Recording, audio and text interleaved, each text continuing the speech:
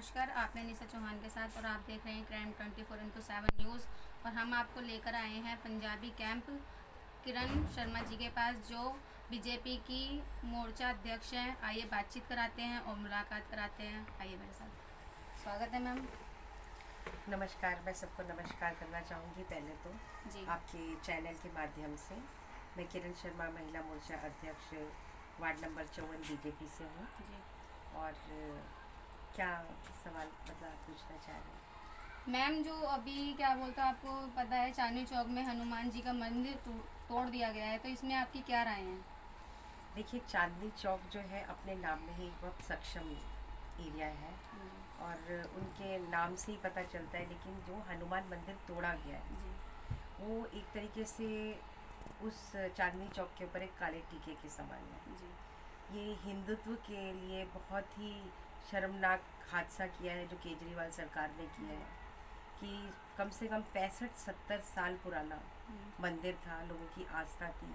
और सबसे हैरानी तो मुझे इस बात की होती है कि जब केजरीवाल सरकार ने चुनाव लड़ा था तो उसी मंदिर में जाके उन्होंने अपना शीश झुकाया था और बहुत बड़ी बातें करी थी उस हनुमान मंदिर के बारे में।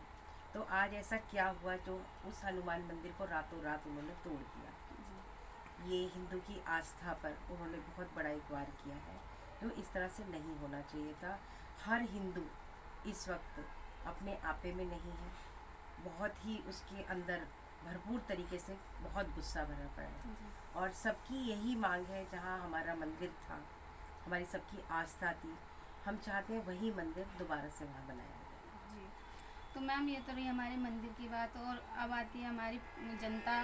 और जो आपको पता होगा कि कहीं पर लोगों की, बूढ़े लोगों की पेंशन नहीं जा रही है, नहीं है, और क्या बोलते हैं, और जैसे कि आपको पता है कि कई लोगों की सैलरी भी नहीं मिली है, डॉक्टरों की, कर्मचारियों की। तो मैम, उनका घर किस तरीके से चल रहा होगा, इसमें आप क्या कहना चाहेंगे? आज ही मेरी बात हुई थी कि यहाँ के जो एमसीडी कार्यकर्ता हैं, जितने भी जो यहाँ पर सफाई कर्मचारी हैं, यहाँ पर सफाई के लिए आते हैं, कोई झाड़ू के लिए या कूड़ा उठाने के लिए। आज यहाँ पर मेरी जैसे बात हुई, किशोर से बात हुई मेरी यहाँ पर, उन्होंने मुझे बोला मैडम बहुत ज़्यादा परेशानी में है। हाँ जी। और अब तो कह रहे कल से वो भी उनकी चालू हो गई है, स्ट्राइक चालू हो रही है। मेरे ख्याल आज से ही स्टार्ट है, क्योंकि उन्होंने तो आज ही बताया था आज से ही हम लोग स्ट्राइक पर हैं। लेकिन हमको ये समझ नहीं आ रहा, हमको अपने घरों के खर्चे चलाने के लिए बहुत ज़्यादा मुश्किल हो रही है और हम ब्याजों पे पैसे उठा करके लोग अपने घर का खर्चा चला रहे हैं। जी ठीक है। और लोग कितना ही दे देंगे उनको, 5-10 रुपये अपनी तरफ से मदद कर भी देते हैं, जिससे उनके खर्चे तो नहीं चल पा रहे हैं। जी इससे वो बहुत ही ज़्यादा परेशानी में आ गए हैं।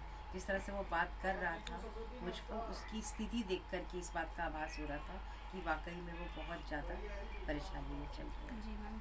तो मैम, आपको पता होगा किसान आंदोलन क्या है, आप क्या कहेंगे इसके बारे में? देखिए, किसान आंदोलन के बारे में तो मैं ये कहूँगी सरकार भरपूर कोशिश कर रही है कि किसानों को समझाया जा सके। केंद्र सरकार बार बार ये कह रही है कि बातचीत के माध्यम से मसले को हल किया जा सकता है, जी लेकिन हर बार एक नई रणनीति के साथ लोग नए तरीके से प्रस्ताव लेकर के केंद्र सरकार के ऊपर दबाव बना रही है। जी ठीक है। मैं ये कहती हूँ कि अगर उन्होंने बिल संशोधन किया है तो ये तो किसान हित के लिए बहुत ही अच्छा कार्य किया है कि किसान बगैर किसी आढ़ती के अपनी फसल कहीं भी बेच सकता है।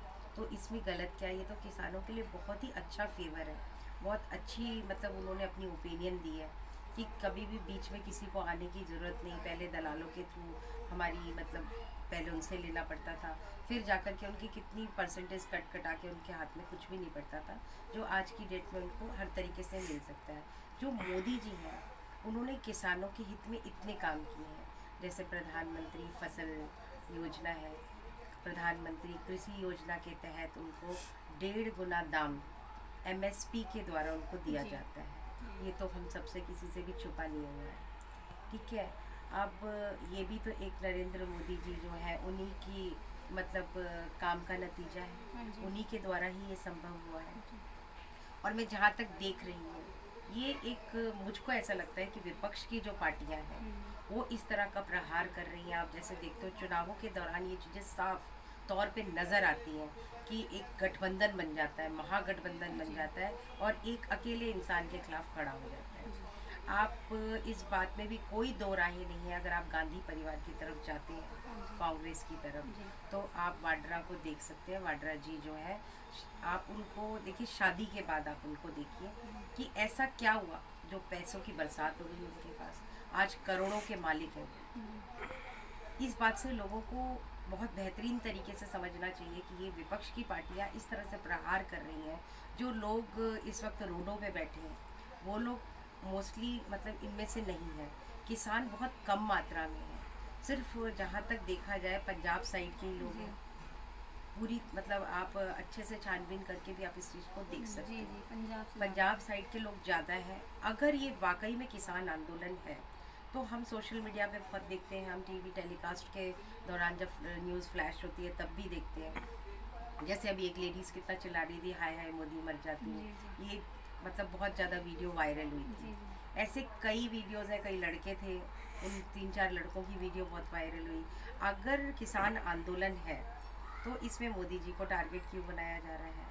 अफजल गुरु के इतने सारे वो क्यों आ रहे हैं? आप आतंकवादियों को जेल से निकालने की बातें क्यों कर रहे हैं? इससे ये बात क्लियर तौर पे साबित होती है कि ये जो है बहुत सोची समझी साजिश के दौरान इस काम को प्लान दिया गया है। भोले भाले किसानों के मन में एकदम गलत तरीके से भावनाओं को बैठाया गया है कि तुम्हारे खेत छिन जाएंगे, तुम्हारे को आगे इस तरह की प्रॉब्लम आएगी। मतलब उनके दिमाग में कुछ इस तरीके से मतलब बैठा दिया गया है। लेकिन अब किसान मेरे हिसाब से काफ़ी हद तक समझ रहे हैं, क्योंकि ज़्यादातर किसान अपने घरों में ही हैं। क्योंकि अगर ऐसा नहीं होता तो आप देख रहे हो व्यापार पूरी तरीके से चल रहा है, घर घर में राशन बाकायदा पहुंच रहा है, किसान अपनी ड्यूटी पे लगे हुए हैं, तभी तो हम लोग इतने आराम से रह रहे हैं। और मैं नहीं समझती कि जो मोदी जी हैं वो कभी भी किसानों के संग गलत कर सकते हैं, क्योंकि वो गरीबों के हित के बारे में हमेशा इतना अच्छा सोचते हैं। अब महिलाओं के लिए देखो आप, जो ग्रामीण एरिया है या महिलाओं की समस्याओं को देखते हुए उन्होंने जो उज्जवल योजना चलाई, उसके अंदर उन्होंने गैस वगैरह सब दिए कि औरतों को किसी भी तरीके की परेशानी ना हो, चूल्हे में जूझती थी, धुएं के आगे कई बीमारियों का शिकार होती थी। आप ये देख लो, शौचालय बनाए गए कि जवान बेटियों को, महिलाओं को बाहर ना जाना पड़े। कि जिस तरह से ये बलात्कार के केसेस बढ़ रहे थे, ज़्यादातर ऐसी साइडों में हो रहे थे, इन सबको नज़र मतलब रखते हुए उन्होंने ऐसी ऐसी चीज़ें करी हैं। तो हमेशा गरीबों की हित के बारे में ही सोचा है। तो किसान भाइयों को बिल्कुल इस चीज़ पे गौर करना चाहिए कि मोदी जी उनके साथ कभी भी गलत नहीं होने देंगे, उनकी बातों पर थोड़ा सा ध्यान दीजिए।